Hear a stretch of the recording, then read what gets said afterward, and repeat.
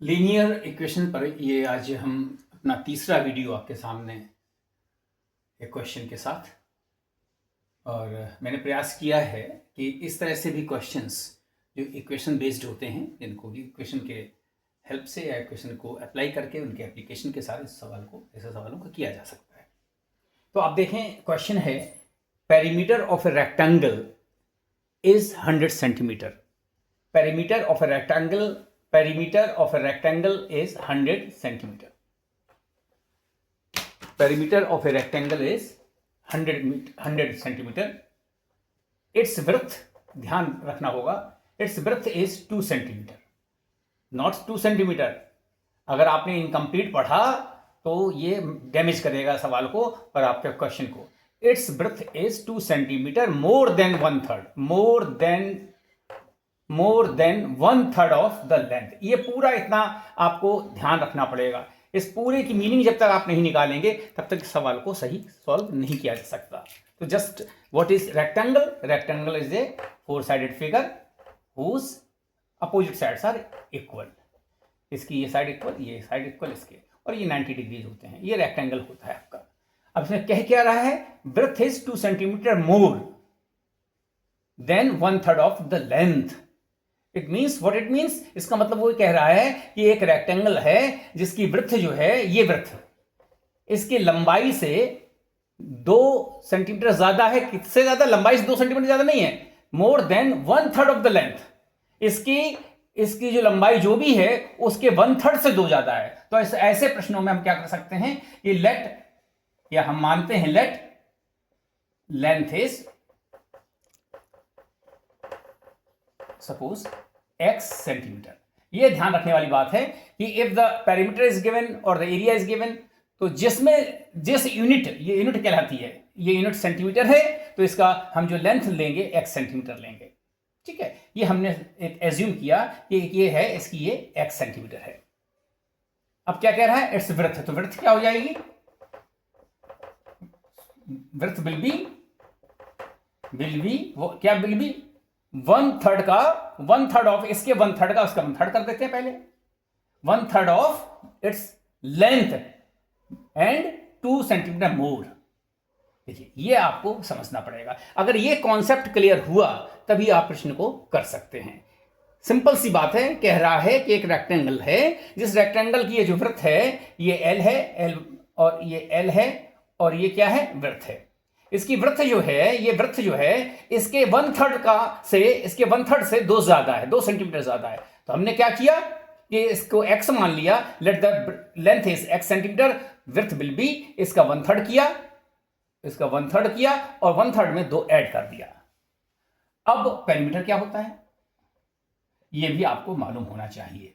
तो मालूम नहीं होगा तो आप सवाल नहीं कर सकते।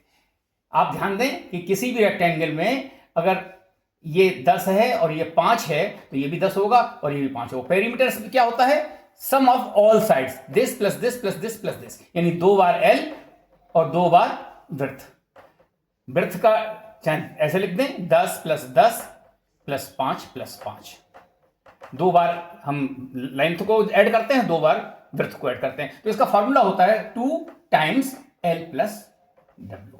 लेंथ प्लस वृत्त का 2 टाइम्स, यही हो गया ना, 2 बार L और 2 बार वृत्त। तो ये समझने की, ये कॉन्सेप्ट आपका क्लियर होना चाहिए।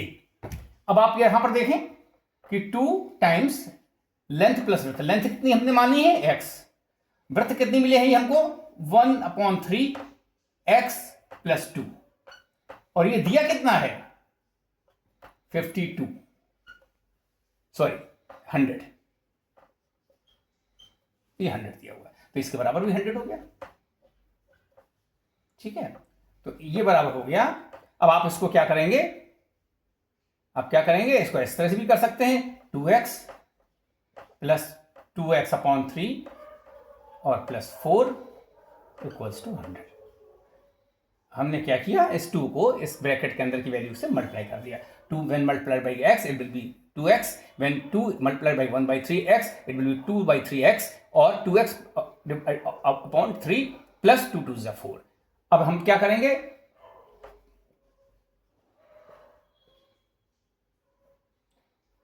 2x plus 2x/3 equals to 100 minus 4। ये हमने इसको ट्रांसफर जब करेंगे तो ये प्लस है तो माइनस में चला जाएगा। ठीक है, अब इसको हमें क्या करना पड़ेगा, सिंप्लीफाई करना पड़ेगा। इसको आप समझ सकते हैं 2x/1, इसका एलसीएम होगा 3 और 3 2 6 और ये हो जाएगा प्लस 2x इक्वल्स टू 96 हो जाएगा।